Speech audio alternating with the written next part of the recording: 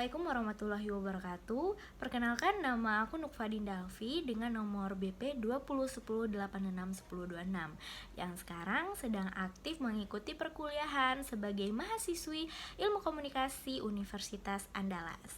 Jadi, video ini dibuat guna melengkapi penugasan ujian akhir semester Psikologi Komunikasi. Enjoy this video. Dalam mata kuliah Psikologi Komunikasi, kita mempelajari tentang memahami pola berpikir dan merancang strategi, di mana dua hal ini tidak terlepas dari ilmu psikologi itu sendiri. Nah, sebagai manusia, sebagai makhluk berpikir, tentunya kita selalu berpikir di sepanjang waktu kita, bukan? Dan apa yang akan kita sampaikan terlebih dahulu ini sudah termasuk dalam merancang pola pikir yang ada di otak kita. Nah, kamu tahu nggak sih kalau cara berpikir sama merancang strategi kita ini sangat berhubungan dengan lingkungan serta masyarakat yang ada di sekitar kita. Mengikuti perkembangan zaman dan perubahan teknologi yang sangat pesat kita alami seperti yang kita rasakan saat sekarang ini, membuat cara berpikir dan cara merancang sesuatu itu juga ikut berubah. Cara manusia merancang dan menyusun ide dalam strategi itu tidak terlepas dari faktor komunikasi, di mana faktor komunikasi ini menjadi faktor utama yang mempengaruhi pengelolaan informasi dan penyelesaian sebuah masalah. Berikut, aku akan memberikan tips-tipsnya bagaimana cara merancang pesan, cara berkomunikasi, dan cara merencanakan suatu tindakan. Mari kita ulik satu persatu. Yang pertama yaitu merancang pesan. Sebelum kita mengetahui cara merancang pesan, kita harus tahu lebih dulu apa sih pesan itu. Pesan merupakan sesuatu yang akan disampaikan yang mengandung sebuah informasi atau pengetahuan yang sangat penting untuk diinfokan. Nah, dalam pesan ini kita terdapat seorang yang memberikan pesan, seseorang yang mendapatkan pesan. Disebut komunikan dan komunikator. Jadi, dalam merancang dan dalam menyampaikan sebuah pesan, kita harus menyampaikannya dengan cara yang menarik. Karena apabila kita mendapatkan perhatian dari audiens atau komunikan, tentunya pesan tersebut dapat tersampaikan dengan baik. Hendaknya, sebuah pesan haruslah menarik perhatian, menimbulkan ketertarikan, serta menumbuhkan rasa ingin tahu, dan nantinya akan menghasilkan sebuah tindakan. Besar dalam menyampaikan pesan yaitu bagaimana cara menumbuhkan ketertarikan kepada audiens agar audiens mendengarkan apa yang kita sampaikan serta pesan tersebut dapat tersampaikan dengan baik. Sehingga seorang komunikator harus mempunyai daya tarik tersendiri seperti mempunyai ciri khas dalam berbicara, mempunyai ciri khas dalam berpakaian, serta penampilan yang menarik perhatian namun tidak mencolok serta menimbulkan keributan. Dalam merancang sebuah pesan, kita harus memperhatikan 3 hal. Yang pertama yaitu isi pesan. Isi pesan ini tidak terlepas dari inti dari apa yang akan kita sampaikan kepada khalayak. Yang kedua, ada struktur pesan. Struktur pesan ini tergantung bagaimana cara kita menyampaikannya, menyampaikan pesan kepada khalayak agar dapat dimengerti dan dapat diterima oleh khalayak. Yang ketiga yaitu ada format pesan, di mana format pesan ini lebih berfokus kepada bagaimana cara kita menggambarkan sebuah pesan serta mengilustrasikannya kepada khalayak agar khalayak dapat mengerti dengan mudah apa yang kita sampaikan. Yang kedua, ada cara berkomunikasi. Setiap manusia memiliki cara berkomunikasi yang berbeda-beda. Kita memiliki keunikan serta kelebihan dan kekurangan kita dalam berkomunikasi.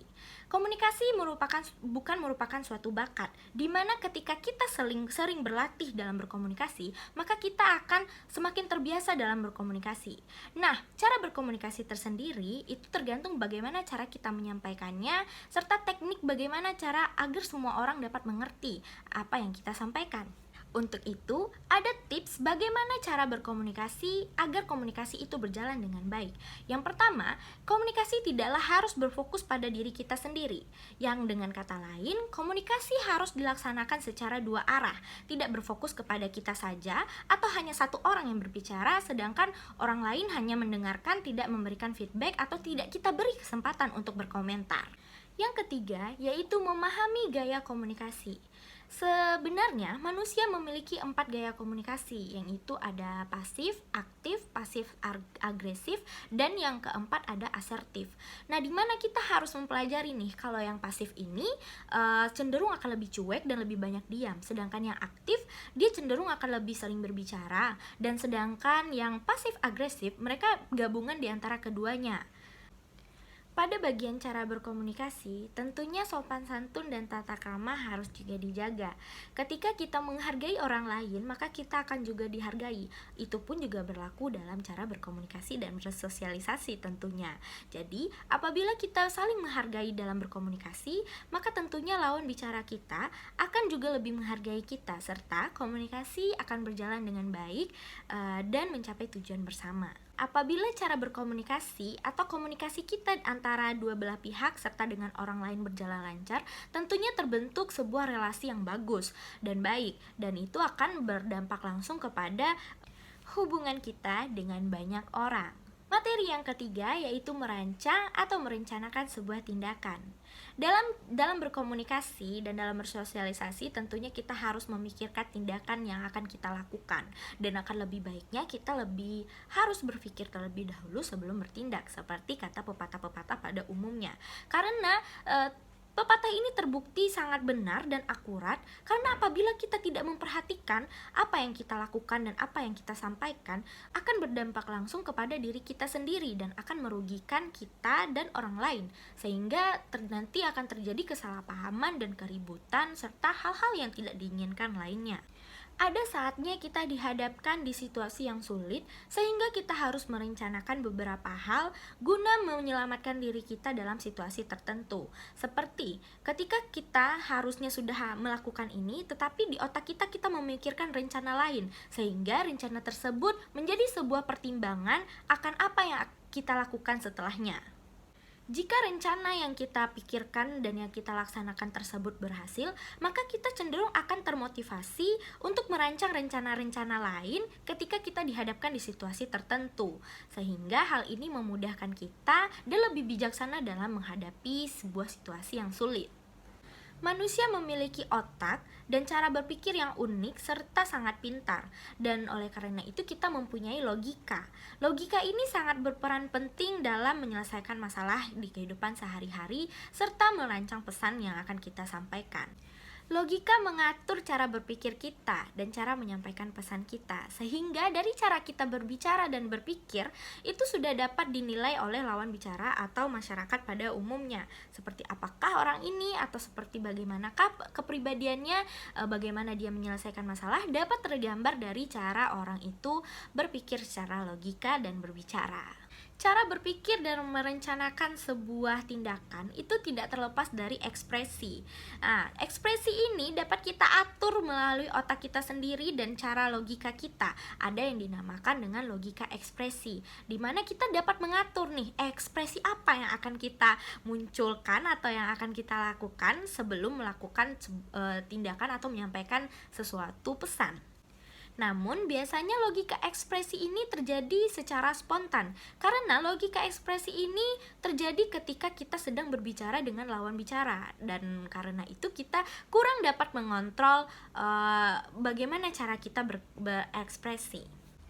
Nah, setelah kita mempelajari dan mengetahui cara-cara berpikir, cara merencanakan sebuah tindakan, dan banyak hal lainnya seperti tadi, kita akan membahas yang terakhir, yaitu interpretasi pesan, di mana interpretasi pesan ini merupakan penafsiran dari apa yang kita peroleh dan apa yang kita sampaikan. Di sini kita akan mencari tahu makna tentang pesan yang telah disampaikan serta pesan yang kita terima. Dalam komunikasi, setiap manusia memiliki cara pandang dan cara penafsiran yang berbeda-beda di setiap pesan yang telah didapatnya.